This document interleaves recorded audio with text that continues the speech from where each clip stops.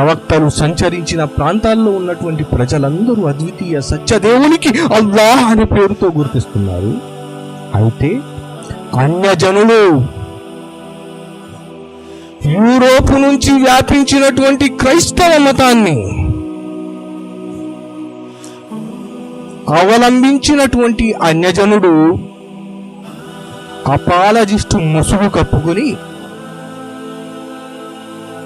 Social మీడియాలో దొంగచాటుగా అల్లాహ్ను దూషిస్తూ ఉంటాడండి. అండి అల్లాహ్ను దూషిస్తూ ఉంటాడు. అల్లాహ్ అంటే మూన్ గాడ్ అంటాడు. తర్వాత నౌజుబిల్లా ఇంకా ముందుకెళ్ళి అల్లాహ్ అంటే సాతాను అంటాడు. నౌజుబిల్లాహి మిన్ జాలిక్, అస్తగ్ఫిరుల్లాహ్.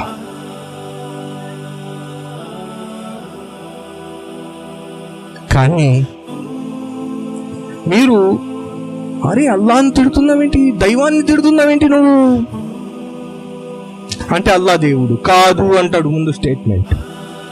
అరే భాయ్, అరబ్బులు తర్వాత దైవ ప్రవక్తలు సంచరించినటువంటి ప్రాంతాల్లో ఉన్నటువంటి ప్రజలు దైవాన్ని అల్లాహ్ అనే పేరుతో పిలుస్తారు కదా.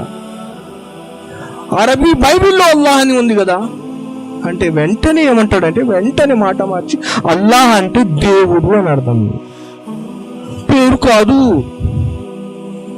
అల్లాహ్ అంటే పేరు కాదు, దేవుడు అని అర్థం అంట. ఇప్పటి వరకు ఏం చెప్పాడు? అల్లాహ్ దేవుడు కాదు, మూన్ గాడ్, సాతాను, నౌజుబిల్లా రకరకాలుగా చెప్పాడు. వెంటనే రంగు మారుస్తాడు, మార్చి అబ్బే అల్లాహ్ అంటే పేరు కాదు, అల్లాహ్ అంటే దేవుడు అని అర్థం అంట. నువ్వు అన్యజనుడవి, సిమిటిక్ భాషల పరిజ్ఞానం లేనటువంటి నిరక్షర కుక్షివని మాకు తెలుసు. అయినా సరే నువ్వు చెప్పిన అర్థమే తీసుకున్నాం. అల్లాహ్ అంటే దేవుడు అని అర్థం.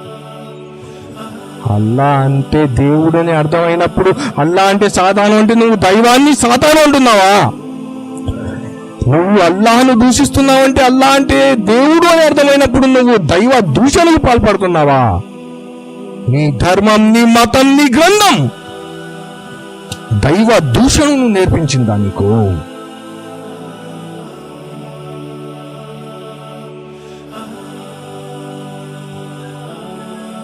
దైవ దూషణ చేస్తూ నువ్వు దైవాన్ని నమ్ముతానని చెప్పుకుంటున్నావా? అంటే మనకు క్లియర్గా అర్థమయ్యేటటువంటి విషయం ఏంటంటే ముస్లింలపై ఉన్నటువంటి అక్కసు విద్వేషంతో